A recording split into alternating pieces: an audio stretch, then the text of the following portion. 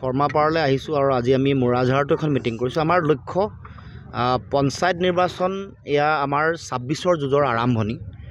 পঞ্চায়ত নিৰ্বাচনৰ পৰাই আমি সাংগঠনিক আৰু ৰাজনৈতিক দুয়োটা আধাৰ আমি গঢ়ি তুলিবৰ কাৰণে আমি চিন্তা চৰ্চা কৰিম।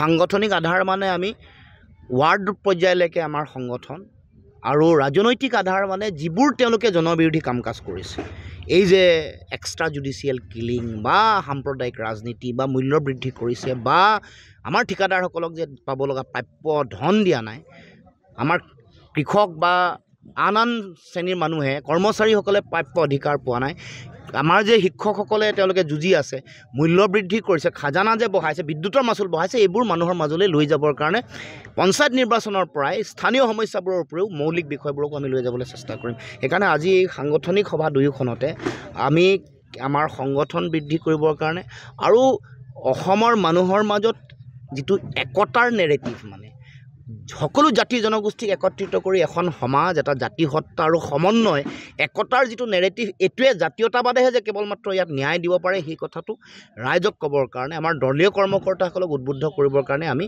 এই গোটেই বিষয়টো আমি আজি ৰাইজৰ আগত উপস্থাপন কৰিছোঁ আৰু সকলোকে কৈছোঁ যে আমাৰ ভৱিষ্যতৰ কাৰণে স্বাভিমানেৰে জীয়াই থাকিবলৈ হ'লে, সমন্বয়েৰে জীয়াই থাকিবলৈ হ'লে আমাৰ ওচৰত বাট এটাই, সেইটো জাতীয়তাবাদৰ আদৰ্শ বা দৰ্শন। গতিকে সাংগঠনিক গোটেই কাম কাজবোৰ কেনেকৈ হ'ব, কেনেকৈ পৰিক্ৰমা আগবঢ়াই লৈ যাম, সেই সম্পৰ্কতে আলোচনা বিবেচনা কৰি আজি আমাৰ দুইখন সভা আমি আয়োজন কৰিছোঁ। পঞ্চায়তটো আপোনালোকে অকলে খেলিব? আমিতো কৈ আছোঁ একেবাৰে সকলোৱে মিলি সন্মিলিতভাৱে খেলিব লাগে, সেইটোৱে হ'ল মূল কথা। আগতেও কৈছোঁ যে একতাতহে শক্তি আছে, এইটো প্ৰমাণ হৈ গৈছে উপনিৰ্বাচনত। বা হাৰিয়ানা, মহাৰাষ্ট্ৰ, মধ্যপ্ৰদেশ, ৰাজস্থানৰ নিৰ্বাচনে কি ক'লে যে এক হৈ থাকিলে জিকিবা, নহ'লে হাৰিবা। এইটো হ'ল মৌলিক কথা। এই কথাটো ৰাইজেও বিচাৰে, সেইকাৰণে এবাৰ ৰাইজৰ মনৰ কথাটো নুশুনাৰ কাৰণে কংগ্ৰেছ আৰু CPI-MLক বেয়াকৈ হৰুৱাই দিলে। আটাইতকৈ শক্তিশালী সমষ্টি চামগুৰিটো ২৬,০০০মান ভোটত হাৰিছে। কিয় হাৰিছে? আটাইতকৈ জিকিবলৈ সম্ভাৱনা থকা সমষ্টি হাৰিছে কাৰণ ৰাইজৰ আহ্বানটো শুনা নাই, অহংকাৰী হৈছে, সকলোবোৰ অহংকাৰী হৈছে। আমাকে ধৰি কৈছোঁ যে ইয়াত অহংকাৰ কৰি গণতন্ত্ৰৰ লাভ নাই, ইয়াত ৰাইজেই ৰজা।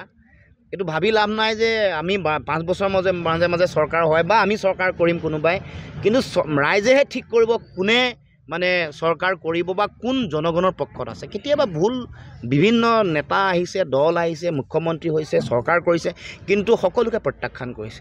এটা সময়ত ভগৱানৰ পিছৰ শাৰীত দিয়া নেতাসকলকো তেওঁলোকে ৰাইজে হৃদয়ৰ পৰা দলিয়াই পেলাইছে। গতিকে সকলোকে আহ্বান জনাইছোঁ, একতাৰ যিটো আহ্বান, সমিল মিলেৰে পঞ্চায়ত নিৰ্বাচন খেলা আৰু ২৬ৰ নিৰ্বাচন খেলাৰ যিটো কথা, সেইটো যাতে সকলো ৰাজনৈতিক দলে উপলব্ধি কৰে, হৃদয়ংগম কৰি যাতে ভৱিষ্যতৰ তেওঁলোকে সিদ্ধান্তবোৰ গ্ৰহণ কৰে।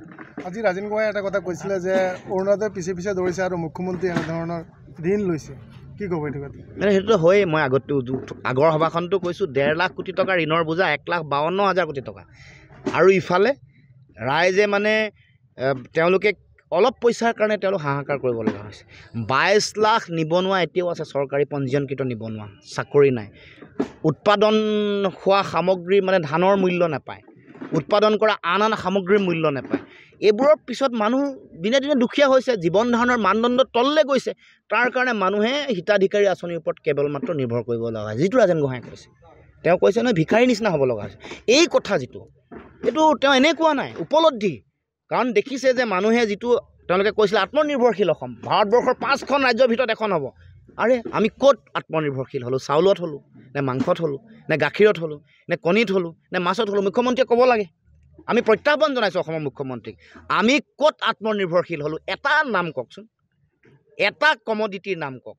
চাউলত বোলে হ'লোঁ বা বোলে মাছত হ'লোঁ, কৈ দেখুৱাওক। তাৰপিছত আমি তেওঁৰ লগত কথা পাতিম, ডিবেট কৰিম। তাৰ আগত তেওঁ অসমৰ আগত কথা কোৱাৰ কোনো নৈতিক অধিকাৰেই নাই। অসমীয়া মানুহৰ আগত কথা কোৱাৰ, অসমৰ ৰাইজৰ আগত কথা কোৱাৰ কোনো নৈতিক অধিকাৰ মুখ্যমন্ত্ৰী নাই। আত্মনিৰ্ভৰশীল হলম বুলি কৈছিল।